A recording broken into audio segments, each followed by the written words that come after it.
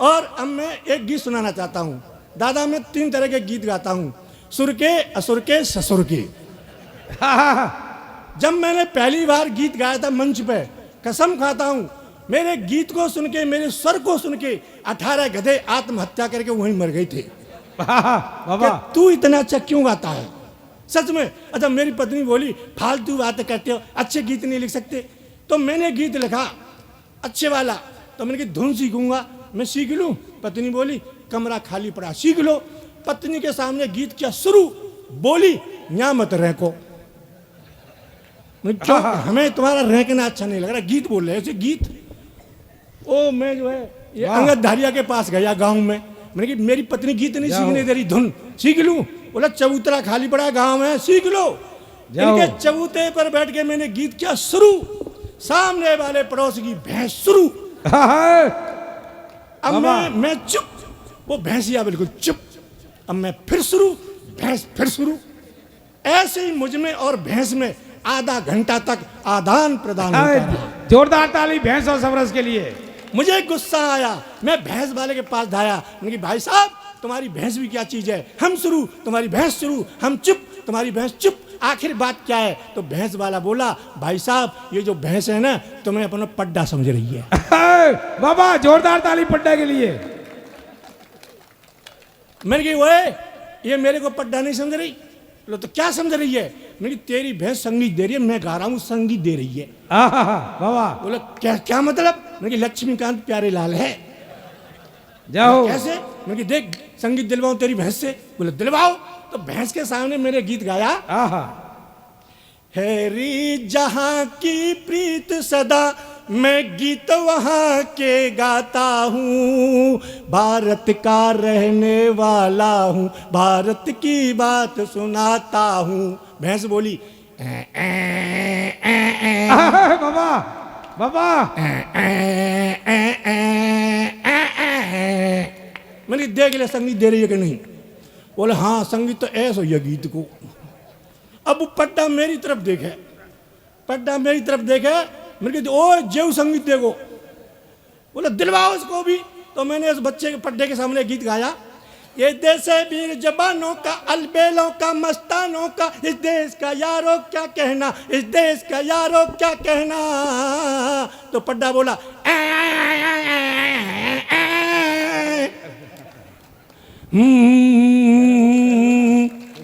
जाओ जाओ। तो हम कहां से कहां पहुंच गए, हमारी संस्कृति कहां पहुंच गई। सच कहता हूं हम कहां से कहां पहुंच गए। क्यों कि एक छोटा सा लड़का जो है और जब रागिनी होती है तो वो बीड़ी पीता हुआ गीत गाता है, हम जब जवा होंगे जाने कहां होंगे। एक बुड्ढा बोला तू मरघट में होगो, बीड़ी पी रहा है अभी से। हाँ पता नहीं क्या है। पर एक और आई गीत गाने वाली, उसने गीत गाया आते ही आते, बीड़ी जला ले पिया जिगर में बड़ी आग है, और बुड्ढे की जेब में बीड़ी रखी हुई और दूसरी तरफ माचिस। बुड्ढे ने माचिस फेंक दी, अब क्या होगा, अब तो अपने आप जड़ जाएगी। और बीड़ी लेके नाचने वाली के पास पहुंचा और बोला नेक छिवा लेंदा। सही में। अब वो बाबा जो है बार बार ऐसे करता, छूना ना, अब मैं जवान हो गई। बुड्ढा छूरा, शी शी शी। बोली बुड्ढे क्या कर रहा है? कि तो तुझे जवानी में नहीं छूंगे तो बुढ़ापे में छूंगे तुझे हम। जाओ। अब बुड्ढे को गुस्सा आ गया और बोला कोई अच्छा सा गीत गाने वाला हो तो मंच पर आओ, वरना यहां से जाओ। एक आया गीत गाने वाला और बोला भाइयों मैं दीपक राग सुना रहा हूं, सुने दीपक राग।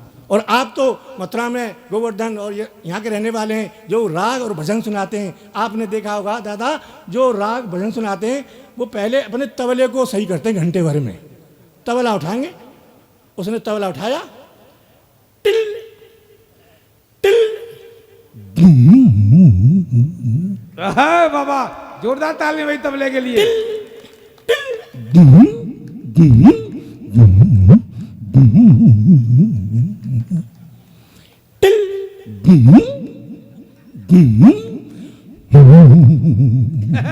बाबा अब आधा घंटा हो गया उसकी टिल टिल बंद नहीं हुई और बुड्ढा लठ लगे बैठा सामने कि कब शुरू करे। कब शुरू करे? और वो बुड्ढे की तरफ देखता। बुड्ढे ने मन में सोचा, एक ही लठ में तबला फोड़ दूंगा तेरा मैं। 1 घंटे से तू कर क्या रहा है? ओए 1 घंटे से क्या कर रहा है? तो बोला, बाबा अभी तो मैं तबला ठोक रहा हूं। बाबा बोला, घर से ठुका हुआ तो ना लायो।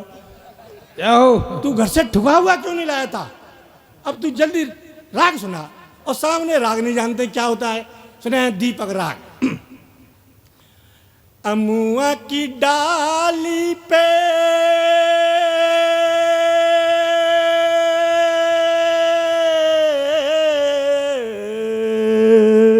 वाह, इतनी देर में बस मथुरा पहुंच गई। और वो बाबा की तरफ, अमुआ की डाली पे न बैठे कोयलिया, अमुआ की डाली पे न बैठे कोयलिया। बाबा को गुस्सा आया, बाबा ने उसकी तरफ देखा, उसने बाबा की तरफ कोयल बना दी। न बैठे कोयलिया, कोयलिया, अमुआ की डाली पे बाबा वाह, जाओ।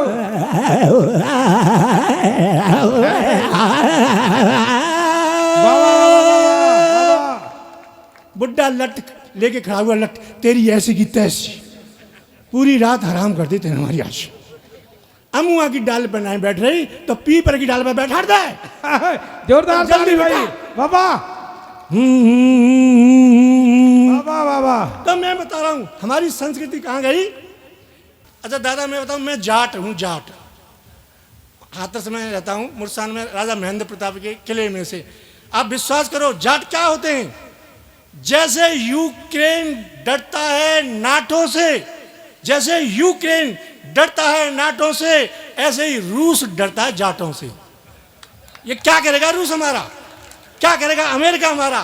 क्या करेगा चीन हमारा? आप विश्वास करो, ये चीन, पाकिस्तान और रूस। मेरे मोहल्ले में एक आदमी ने अपने बेटा का नाम रख लिया अमेरिका। तो मैंने कहा भाई साहब तुमने छोरा का नाम अमेरिका क्यों रखा? बोले भाई साहब मैं तो जा बहाने थे अमेरिका का बाप बने बैठे हूं। वाह। अब मेरे साले ने रख लिया अपने लड़के का नाम पाकिस्तान। तो मेरा दोस्त बोला तुम्हारे साले ने अपने लड़के का नाम पाकिस्तान रख लिया है, पाकिस्तान तुमसे कुछ नहीं कहता है? मैंने कहता है। बोला क्या कहता है? नहीं फूफा। बाबा ये क्या करेंगे? विश्वास करो दादा, मैं तो एक बार वहां चीन में घूमने गया। चीन में तो वहां का उत्पादन जो है केवल 4 फुट का उत्पादन, हमारे यहाँ 7 फुट का उत्पादन। तो सब छोटे छोटे, और मेरी तरफ यूं देखे मुंह पर मुंह करके, और मैं उन्हें ऐसे देखता। तो मैंने एक चीनी से पूछा क्या तुम्हारे चीन में कोई मेरी तरह 7 फुट का लंबा नहीं है? तो वो बोला हुआ। मैंने तू क्या कह रहा है मेरी समझ नहीं आ रहा चीनी भाषा में। तो दूसरे पत्रकार ने समझा कि हाँ है तुम्हारी लंबाई का 7 फुट का। तो मैंने कहाँ पर है? बोला मैंने क्या कह रहा है? कहने को फाका जिले में है। तो तब मैंने बताया जिले में है 7 फुट का है। बोला हाँ। तो मैंने कहा जरूर कभी मेरे पिताजी वहां घूमने गए होंगे। और नहीं 7 फुट का आया कहां से तेरी चीन में? लोग चीन को, पाकिस्तान को गाली देने में डरते हैं, लेकिन मैंने सीधी गाली दी है पाकिस्तान को और चीन को। देखें आप चल रहे हैं। ऊंचा है हिंद गगन से, जोशीला पवन अगन से। ऊंचा है हिंद गगन से, जोशीला पवन अगन से। मत उलझो मेरे वतन से, नहीं तो मर जाओ कसम से। मत उलझो मेरे वतन से, नहीं तो मर जाओ कसम से। ये भारत तो विश्व पर भारी रे, ये भारत तो विश्व पर भारी रे। ऐसी तैसी तुम्हारी रे। ये माँ बहन की गाली है, कोई नहीं देता है सच में। कि तुम हो 4 फुटैया, हम हैं 7 फुटैया। तुम हो 4 फुटैया, हम हैं 7 फुटैया, पानी मांगे तेरी नानी, रोबे तेरी मैया। योद्धा है राम लखन से, बांधेंगे तुझको कफन से। योद्धा है राम लखन से, बांधेंगे तुझको कफन से।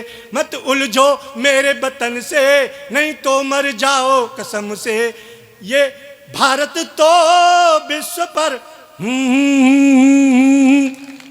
क्या करेंगे हमारा। वीर रस का कवि देखा हुआ सोमदत्त व्यास आए, इन्होंने एक एक कविता सुनाई होगी 6-6 बंद की। मैं कसम खाता हूं आपके सामने, इन्होंने चैलेंज किया अंगधारिया ने कि तुम हंस के हो जिंदगी में वीर रस नहीं लिख सकते। तो दादा कसम खा रहा हूं बैठे बैठे अभी मैंने 1 लाइन की कविता लिखी है। 1 लाइन की। संसार में कोई कभी 1 लाइन की कविता नहीं लिख पाया, और न लिख रहा है और न जिंदगी में लिख पाएगा। और लिख भी लेगा तो मेरा क्या करेगा। तेरा कागज तेरी कलम लिख ले, क्या करेंगे हम। 1 लाइन की कविता देख ले, सिर्फ 1 लाइन की कि ए पाकिस्तान, ए रूस, ए चीन, तुम कुछ भी कर लो अंत में मरोगे। कविता खत्म। भाई चौंसना 1 घंटा भरी कविता, 1 घंटा भर मारता है उसको। 1 मिनट की कविता है। ये कवि हमारे सामने क्या टिकेंगे, कुछ नहीं। और अच्छा वीर का कवि आया, ये अंगधारिया संचालन कर रहे। भाइयों अब वीर के कवि आ रहे हैं, याद राम 2 मालाएं गले में डालकर। अब जो याद राम था उसी दिन कविता लिखी, 1 लाइन याद कर ली याद राम ने, बाकी कागज को कविता को घर पे छोड़ाया तकिया के नीचे। 1 लाइन याद कर ली याद राम को, 1 लाइन थी, 1 लाइन याद थी। आते याद राम बोले, भाइयों मैं वीर रस की कविता सुना रहा हूं, सुने। मैं पूछ रहा हूं कब तक जारी मेरी जंग रहेगी। अब कागज था ही नहीं, 1 लाइन याद। मैं पूछ रहा हूं, मैं पूछ रहा हूं कब तक जारी मेरी जंग रहेगी। अब श्रोता सोचे जी क्या बोले आगे। और याद राम बोले तो क्या बोले, 1 लाइन याद, कागज मिला नहीं। गुस्सा में याद राम फिर बोला, मैं पूछ रहा हूं कब तक जारी मेरी जंग रहेगी। एक श्रोता बोला, जब तक तेरी लुगाई तेरे संग रहेगी। जब तक तेरी लुगाई तेरे संग रहेगी। ये बदला लेने आ रहा है मेरे से। 100 से कम नहीं लूंगा। अब तो खूब आना कई बार। आता ही रहो, अब तो आता ही रहो। हाँ जाओ। ये वीर के कवि होते हैं। मैं टेंशन नहीं देता हूं, जीवन में टेंशन क्यों लेने आओ। घर पे बच्चे सताएं, पत्नी सताएं, ऑफिस में तुम्हारे बाबू सताएं, और गांव वाले तुम्हें सताएं, और रात को जो कभी सताएं, तुम कहां जाओगे भाई फिर। तो मैं टेंशन नहीं देता। टेंशन बहुत बुरी चीज होती है। एक आदमी अच्छा खासा होली पे 4थी मंजिल पे अच्छा खासा घूम रहा, एक आदमी टेंशन दे गया गली में, नीचे को मुंह करके बोला, रतनलाल तेरी छोरी को एक्सीडेंट है। वो अच्छे खासे को टेंशन देके चला गया। अब वो रतनलाल जो जल्दी में झीना से सीढ़ियों पे 3री मंजिल पे आया, तब रतनलाल को होश आया कि मेरी तो कोई छोरी ना है। टेंशन है ये, मेरी तो कोई छोरी नहीं है। अब वो गुस्सा में नीचे 2री मंजिल पर आया, तब रतनलाल को होश आया कि मेरी तो अभी शादी भी ना भाई। और जब सबसे नीचे आया रतनलाल को होश आया, मेरा तो नाम ही रतनलाल है।